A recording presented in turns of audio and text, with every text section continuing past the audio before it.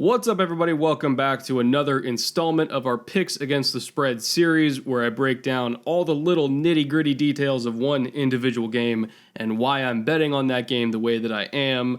The first game that I'm doing this week, I'm doing two. I tried to do three last week and it didn't work out, so I'm doing two this week instead.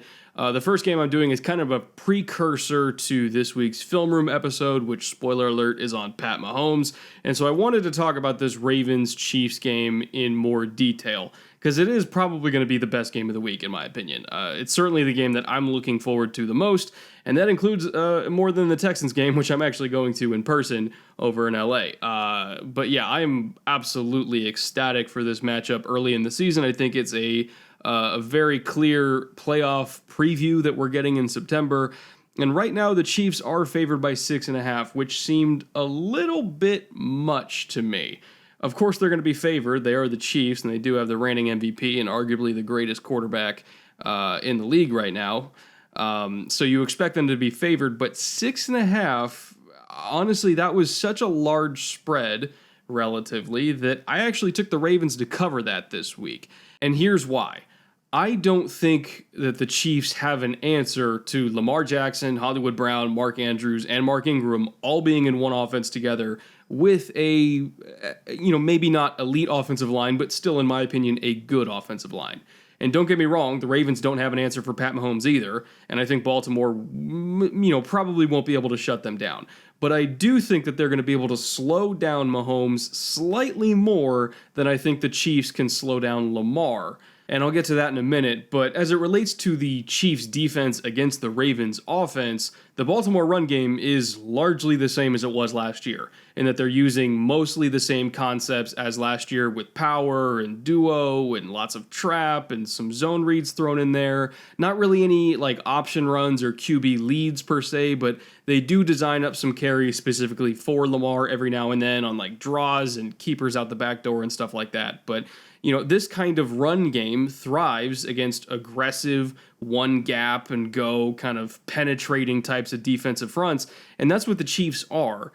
Chris Jones is a huge problem. He's better than every single Ravens interior offensive lineman not named Marshall Yanda.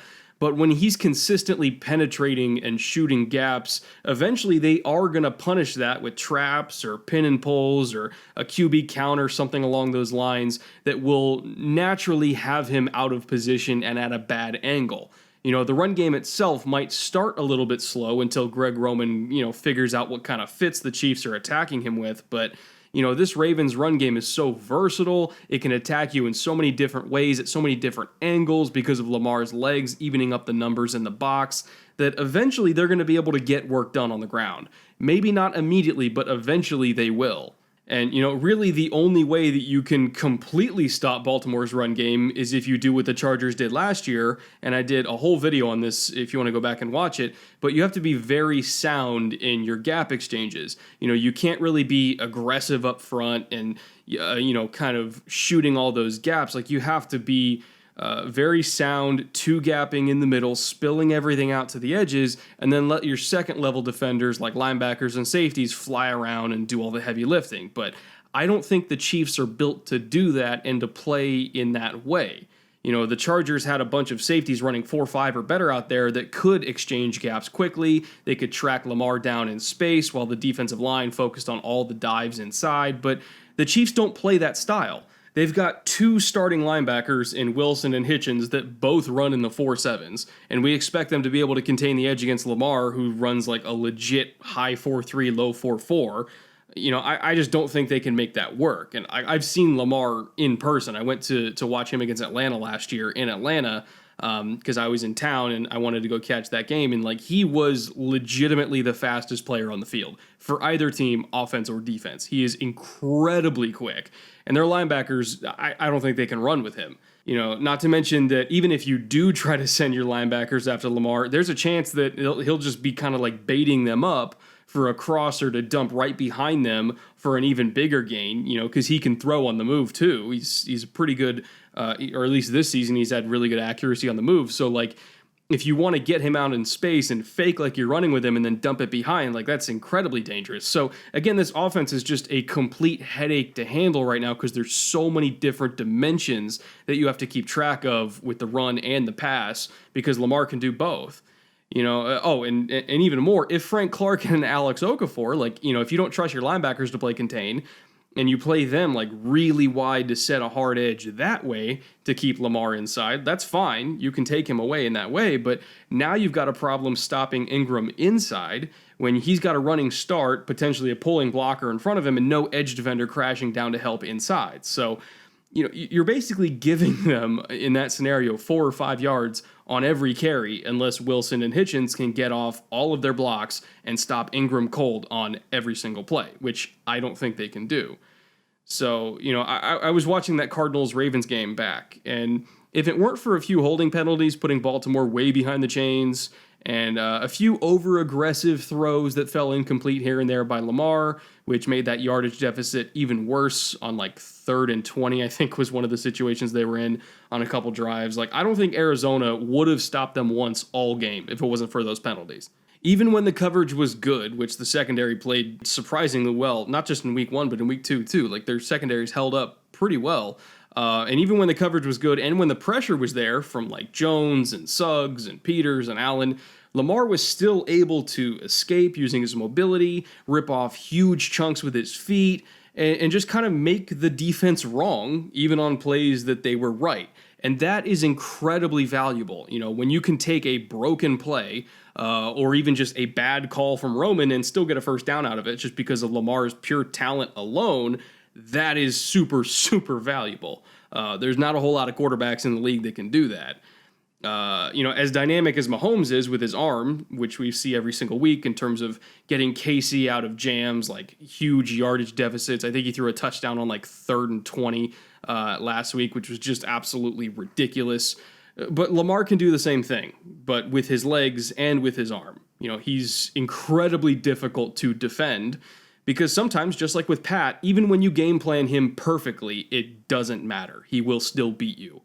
So the Chiefs don't have a single corner that can run with Hollywood Brown. They don't have a single safety that can match up well with the size of Mark Andrews. They have a lot of small safeties. They don't have any linebackers other than maybe Darren Lee that can keep pace with Lamar in space when the play breaks down. But, Lee's not exactly a great linebacker, so they probably don't want him on the field much anyway, or else he'll get taken advantage of in pretty much every other facet of his game.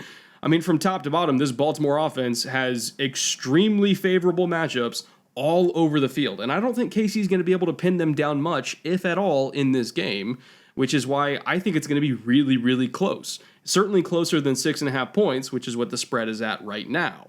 But all of that being said, again, because I want to look at both sides of this, I still think that if you are picking straight up, you are probably going to take Kansas City because as much as I don't think the Chiefs can stop the Ravens, I don't think the Ravens can stop the Chiefs either.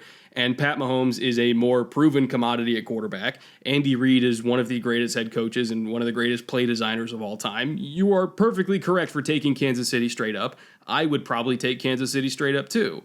Even if Damian Harris doesn't go and LaShawn McCoy's kind of banged up, remember, they still have Darwin Thompson on the roster, too, so it's not like they're going to have no run game, and he's just as huge, just as big of a play waiting to happen as the other guys, and I don't really think they would lose anything production-wise if he has to step in for either of them if they can't go, so I'm not super worried about their ground game. And on top of Thompson, they've gotten really excellent production out of Watkins and Hardman and Robinson and Tyreek Hill's absence because he went out early in week 1, and they really haven't missed a beat in terms of explosive plays. Travis Kelce is still Travis Kelce, possibly, not even possibly, is the best tight end in the league. So, the depth of Kansas City's skill position players is still very much intact and making plays. And throw that in there with Pat Mahomes, again, like I mentioned, the best quarterback in the league today, the most dangerous thrower maybe that I've ever seen. The dude is ridiculous. And Andy Reid may be the best play designer in the league today, or possibly even ever. I mean, some of the stuff he comes up with in the screen game is just mind-blowing. Like, I don't care who you trot out on the field to catch passes. This team is going to put up 30 points as long as they have that quarterback and that coach. Like, that's the point that I'm at now, where I really don't care, and it doesn't matter who's on the roster around them. They will make it work. They will put up 30. Like they are that special. So you could argue that the Baltimore defense is uniquely equipped to slow them down because they've got a great bump and run corner in Humphrey who can challenge Demarcus Robinson outside. Or, I don't expect him to play in the slot much, but if they want to kick him in the slot and match up with Hardman's speed, he can do that too because he really can run.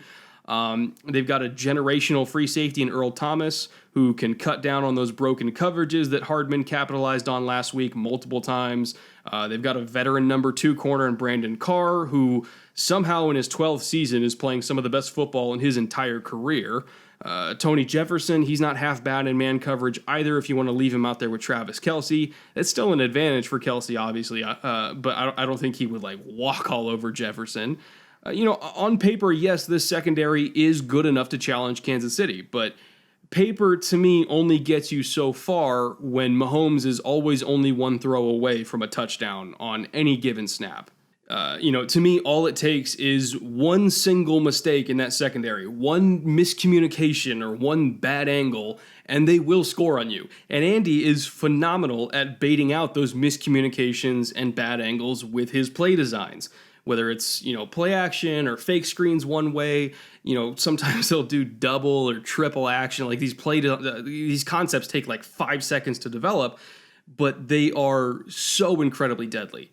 That's his job, is creating those little windows of, oh shit, I'm in the wrong spot so that Pat can capitalize on them. And luckily he has an offensive line that's good enough to give him that amount of time to find those windows that Andy designs for him. So it all kind of works together in one harmonious machine, but I don't think I've ever seen an offense be this effective in that way.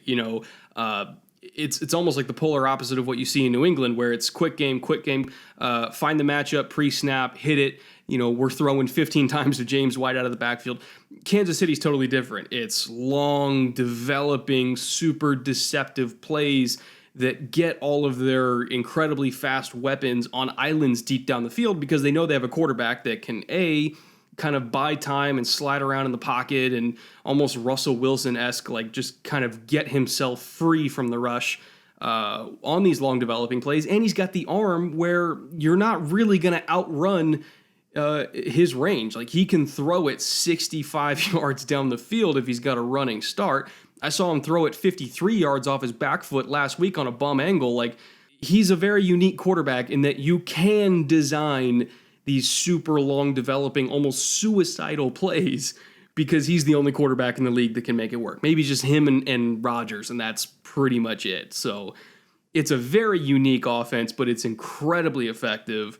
And no matter who is the secondary they're going against, even Baltimore, who has one of the best secondaries in the league, I don't really know that they can play perfect enough to not give up a big play. Even New England, I still don't think can play perfect enough for 4 straight quarters to stop this offense. And they've got literally the best, most disciplined secondary in the whole NFL. So, yeah, great defense or not, which I do think Baltimore has a great defense, KC is going to put up a lot of points in this game just by the nature of how they design their plays and the weapons that they have that are perfect fits for it and the quarterback that is a dream fit for it. No matter how well Baltimore plays for 80% of the game, the other 20% is going to kill them. I firmly believe that. So if I was going to predict a score, just because I don't think either defense can stop each other, even if it's a slow first quarter, I think it's going to explode in the second and third quarter. I think it ends up as 34 Chiefs to the Ravens 30, which is good enough to cover that 6.5 point spread. Again, if you're picking straight up, I totally understand picking the Chiefs, but I would be tempted to also pick Baltimore. Remember, they went into KC last year in Arrowhead with a worse team, and this was before Lamar kind of, everything kind of clicked for him and became what he is right now, which is a really damn good quarterback. Watching him the first couple weeks, it's totally night and day. But, Baltimore went in with a worse team last year and unequivocally worse quarterback play and took Kansas City to the freaking wire. It was down to 4th and 9 that Mahomes had to convert on a ridiculous throw just for them to win that game. And I don't think that you can count Baltimore out from outright winning this thing because we've seen them do it before. Like, they are not afraid of the Chiefs at all. It's one of the few teams that I don't think is afraid of the Chiefs. They play tough. They don't play scared.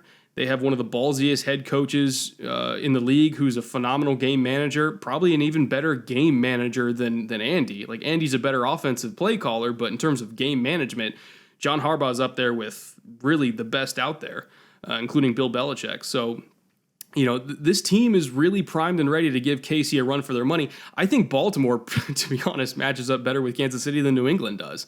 If I'm being 100% honest, I think they are a bigger threat to Kansas City, even in Arrowhead, than New England would be. It sounds crazy, but just looking at the matchups on paper, what we know about their schemes, their personnel, the injuries that Kansas City's dealing with right now don't help them either. It's possible that Baltimore can do this. And if they do, don't be that surprised. I think at a minimum, I think they're going to cover, because I think they're a better team than people think. But they might be even better than I think, and they might just outright win this game. It would not shock me at all. Even though I'm doing a Mahomes film room this week, I can almost guarantee you I'm going to be doing a film room on this game in some way next week, whether it's Lamar dealing with the Chiefs defense, or just Lamar in general, or maybe some sort of game management angle with Reed and Harbaugh. Like, this game is fascinating to me. I'm going to do something on it. I just don't know what yet. But yeah, I really can't wait to watch this thing back. I'm not going to be able to watch it live because I'm going to be in LA, Texans Chargers, like I mentioned. But man, I'm going to be checking my phone for scores literally the whole time I'm there tailgating. It's going to be great. As for props for this game, there have not been any released at the time of me recording this, probably because there are so many injuries to take into account at the moment. Fisher's not going to play. Tyreek Hill's obviously out. Actually, might as well go through the injury report while we can. Jimmy Smith's out still, I believe, at this moment in time. Marlon Humphrey's dealing with a little bit of a back injury, but he's questionable. He'll probably still play. He played through it last week and was totally shut down. I mentioned Fisher. I mentioned Hill. Claiborne's still suspended. Damian Williams is fighting through, I believe, a knee, so he's questionable. And then McCoy is also questionable. He had I think it was a back, but he still played through it. So, the Chiefs are a little bit more banged up than the Ravens at the moment, but really the only notable names who are not probably going to play are Fisher and Tyreek Hill. It's very important, obviously, to have your left tackle and your best receiver on the field, but at the same time, when you have Pat Mahomes and Andy Reid, it's not that big of a deal. They're still going to be highly productive on offense. So in terms of the over-under at 54.5, even with those injuries, I still think KC's going to put up points. I think Baltimore is going to put up points. Both these teams are just going to be going up and down the field.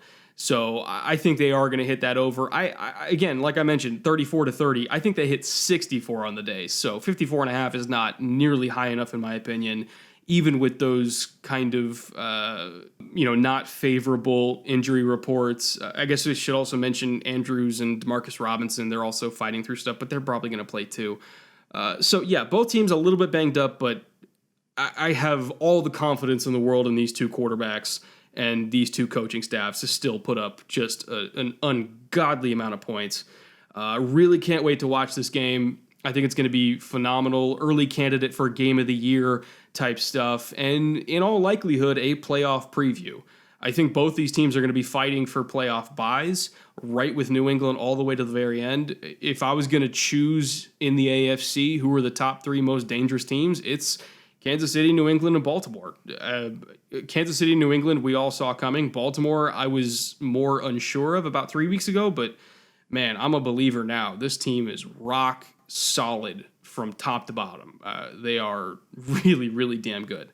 And again, if you guys do want to bet on this game, whether on Baltimore or KC, or you want to bet the spread or the over-under or just a straight pick, or you want to like parlay this game with any of the other really good week 3 games we got this week, including Texans Chargers, which I think is a very sneakily entertaining game to watch. Again, I am still sponsored by MyBookie throughout this whole season, and that offer for a 100% deposit bonus on your initial deposit is still active. So even if you just put in like $25, as you bet it down, you will get a 100% deposit bonus where they give you $25 of betting credit to use on whatever you want to use on the site.